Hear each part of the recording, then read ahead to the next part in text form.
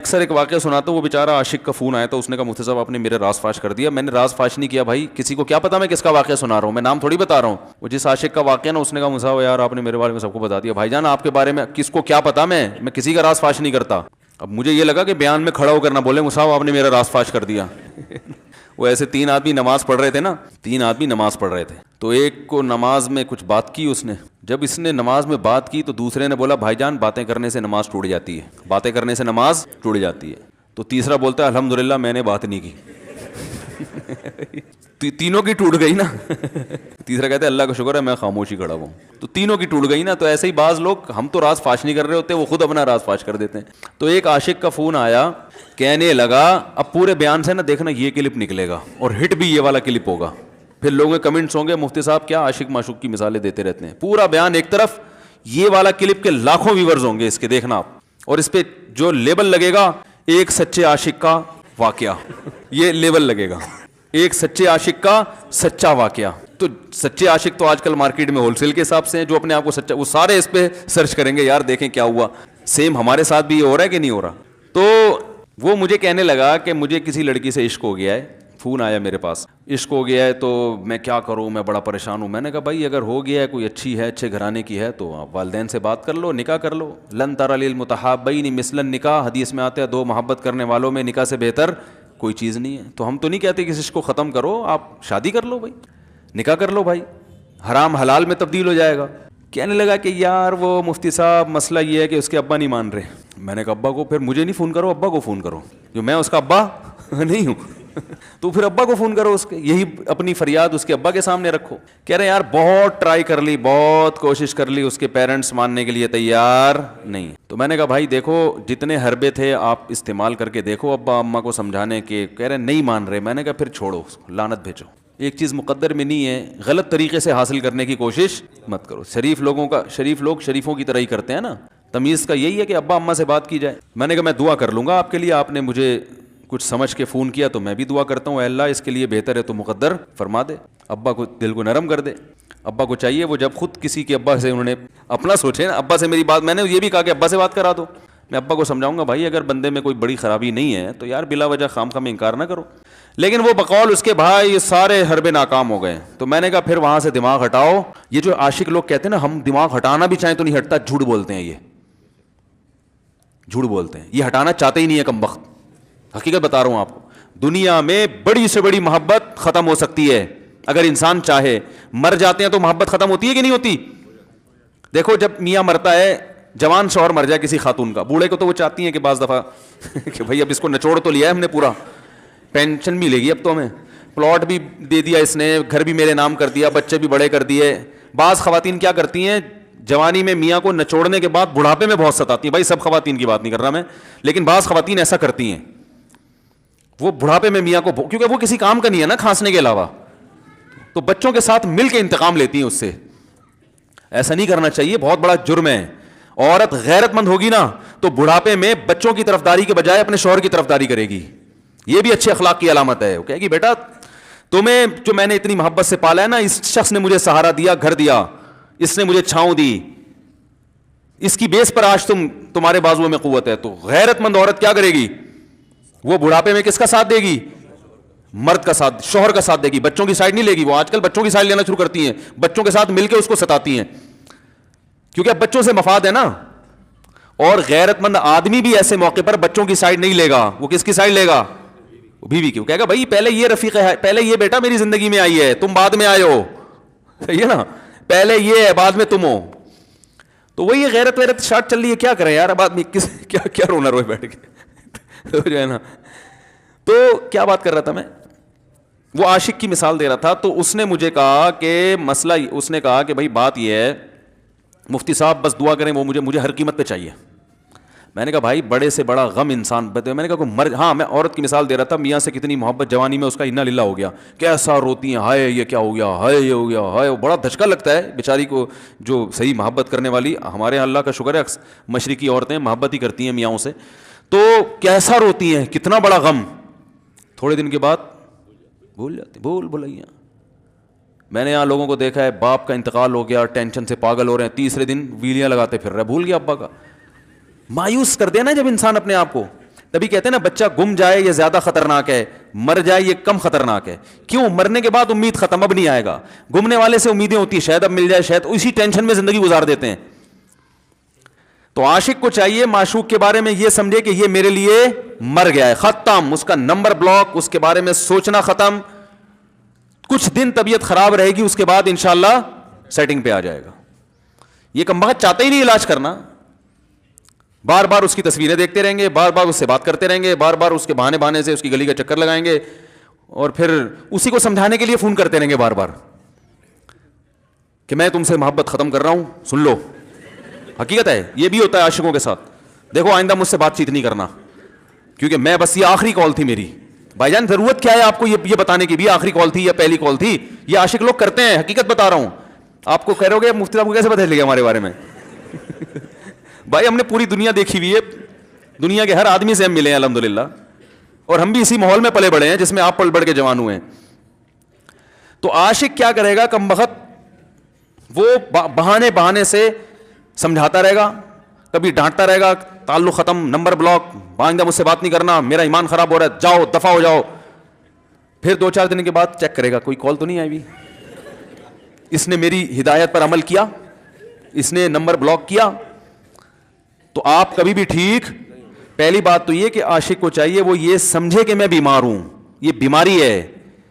ہر وہ چیز جو آپ کو نارمل لائف سے ہٹا دے وہ بیماری ہے یا نہیں ہے؟ وہ ٹینشن ہے, وہ بیماری ہے بھائی. ایک چیز نہیں مل رہی, تمیز سے نہیں مل رہی, چھوڑ دو, اس کا تصور دماغ میں لانا چھوڑ دو, اس کا نمبر بلاک کر دو, ایسے ہو جاؤ جیسے تھا ہی نہیں. کچھ دن طبیعت خراب رہے گی, اس کے بعد انشاءاللہ ٹھیک ہو جاؤ گے. حضرت حکیم الامہ مولانا اشرف علی تھانوی رحمہ اللہ کے پاس ایک عاشق آیا. اس نے کہا ایک گھوسن کہتے ہیں نا, وہ جو گوالے ہوتے ہیں نا, ان کی عورتیں جو دودھ بیچتی ہیں, تو ایک دودھ والی عورت پہ یہ عاشق ہو گیا تھا, اور نکاح کا کوئی چانس مانس تھا نہیں. یہ حضرت حکیم الامہ رحمہ اللہ کے پاس آیا اور کہنے لگا کہ جو مسئلہ یہ ہے کہ میں جو ہوں نا, میرے دماغ میں وہ سما گئی ہے, اب جو ہے میں جو ہے نا بس میرا کوئی علاج کریں میں ٹھیک ہو جاؤں. ہاں کہنے لگا مجھے وہ دلا دیں آپ اللہ والے ہیں, بہت پہنچے ہوئے بزرگ ہیں, تو بس آپ کسی طرح اللہ سے مانگیں وہ مجھے مل جائے. تو حکیم الامہ نے فرمایا کہ دیکھو بھائی, پہلے تو استخارہ کرو.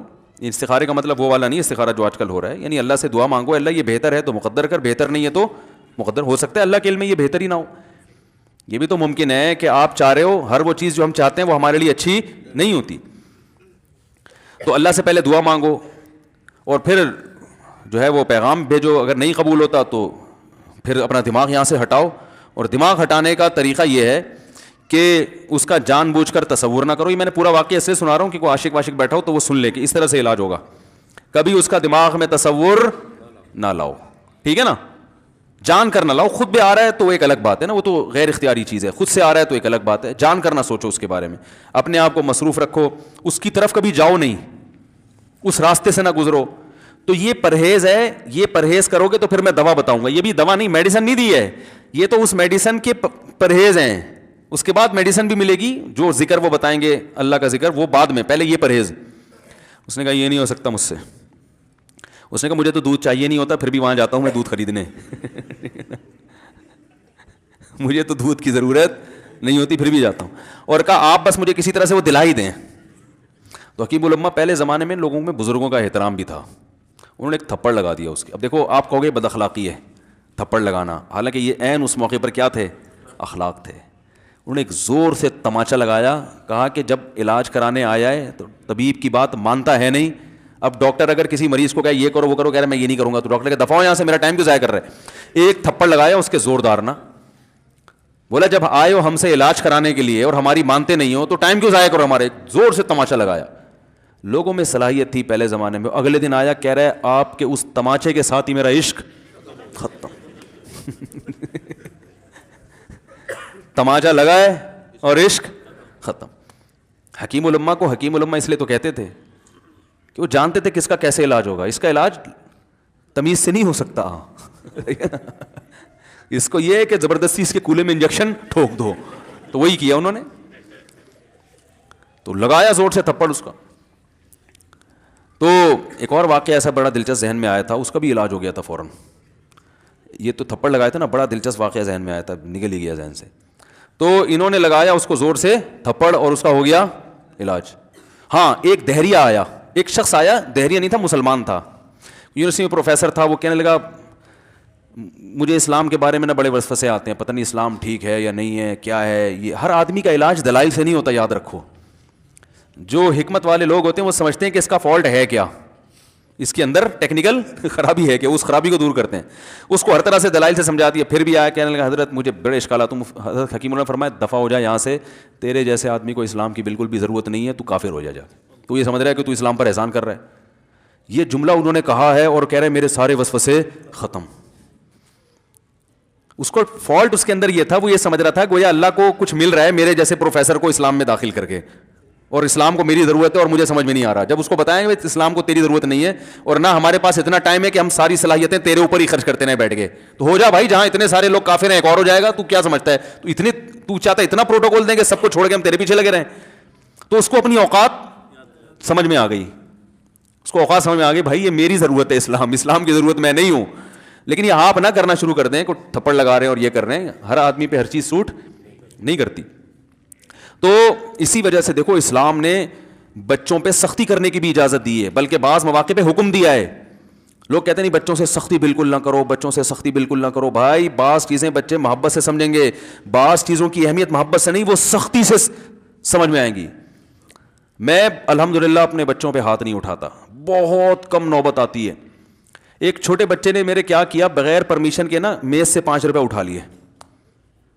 بچوں کو ہم نے بتایا کہیں بھی کوئی بھی پیسے پڑے ہوئے ہوں, تھوڑے ہوں زیادہ, کوئی بچہ بھی والدین کی پرمیشن کے بغیر پیسے کہیں سے بھی نہیں اٹھائے گا, چاہے کتنے بکھرے ہوئے پیسے پڑے ہوئے ہوں. ہوتا ہے نا آدمی بٹوا نکال کے رکھتا ہے, پیسے بکھر گئے. بچوں کو کہا ہے کیونکہ اس سے عادت کیا ہوتی ہے. تو ایک بچہ بھی نہیں, بچی نے کیا, 5 روپے اٹھا لیے. مجھے یاد ہے اس کو میں نے زور سے تھپڑ مارا. وہ تھپڑ خوف بٹھانے کے لیے کہ یہ معمولی جرم نہیں ہے. وہ دن آج کا دن, کئی سال ہو گئے اس واقعے کو, یعنی میرا خیال ہے 6-7 سال تو ہو گئے ہوں گے. پیسے پڑے رہتے ہیں, کبھی کوئی بچہ ہاتھ, کیونکہ اس کو پڑا ہے تو سب کو عبرت ہو گئی. کیا ہوا, ان کے مزاج میں ایک چیز انسٹال ہو گئی ہے, سافٹ ویئر ڈال دیا ہم نے, انسٹال کر دیا. سمجھ رہے ہو نا کیا ہو گیا بھائی, انسٹال کر دیا. ویسے سمجھانے سے نہیں ہوتا, بیٹا دیکھو 5 روپے اٹھانا بہت بری بات ہے. بچہ کیا کہتا ہے, بعض دفعہ بچوں کی مائیں آ کے دلائل 5 روپے ہی تو ہیں, بعض دفعہ بچوں کی مائیں دفاع شروع کر دیتی ہیں 5 روپے ہی تو ہیں نا, اس میں کون سا طوفان آ گیا. آپ کا پیسہ بچوں کا پیسہ ہی تو ہے بھائی. اس نے 5 اٹھا لیے تو اس کو تھپڑ پڑ رہا ہے, تو میں نے تو اگر 500 کا اٹھا لیا مجھے تو پتہ نہیں کیا کر دو گے. تو وہ بعض دفعہ عورتیں بھی الٹے سیدھے دلائل شروع کر دیتی ہیں. جب چانٹا پڑ گیا تو بچے کی ماں کو بھی اندازہ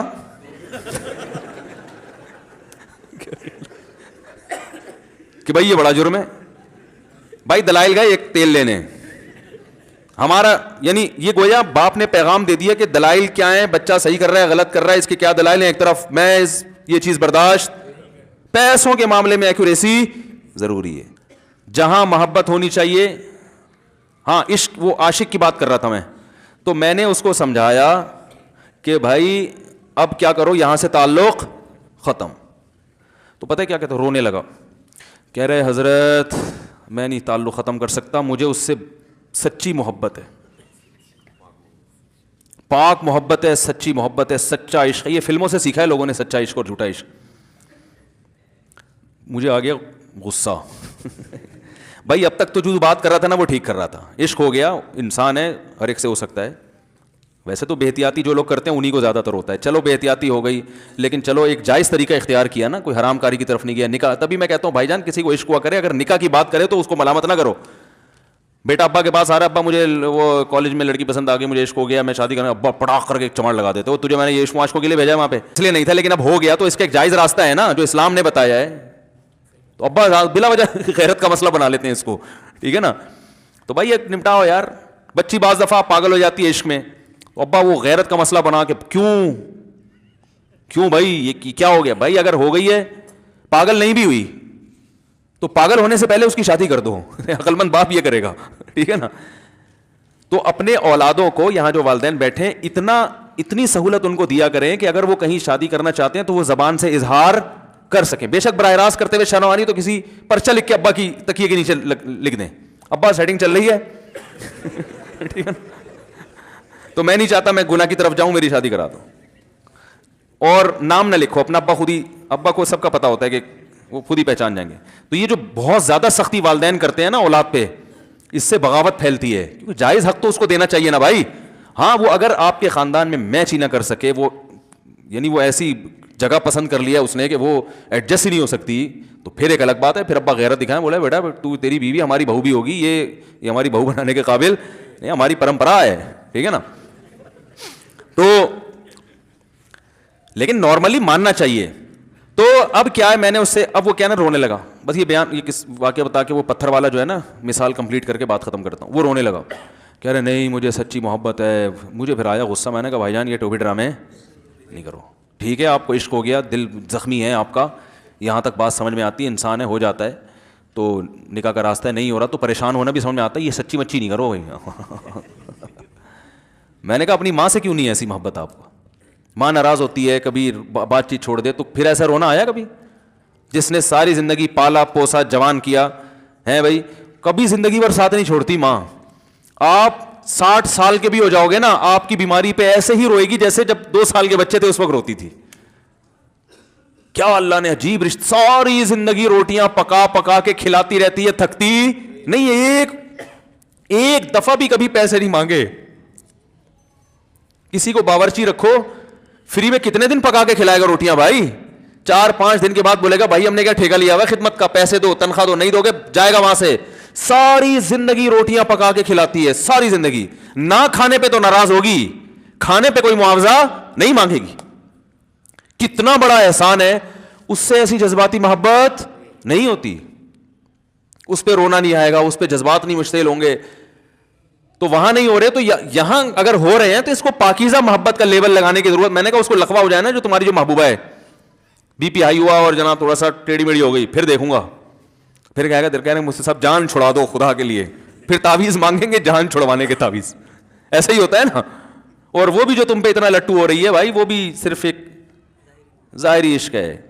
ہاں بعض دفعہ حقیقی بھی ہوتا ہے, وہ اخلاق سے کسی کے متاثر ہو گئے, دینداری سے متاثر ہو گئے, وہ ایک الگ چیز ہے. لیکن زیادہ تر صرف شکلوں پہ مر رہے ہیں, شکلوں پہ.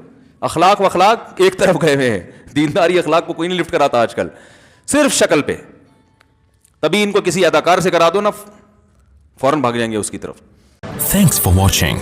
Don't forget to like, comment, share and subscribe to Mufti Tariq Masood Speeches channel.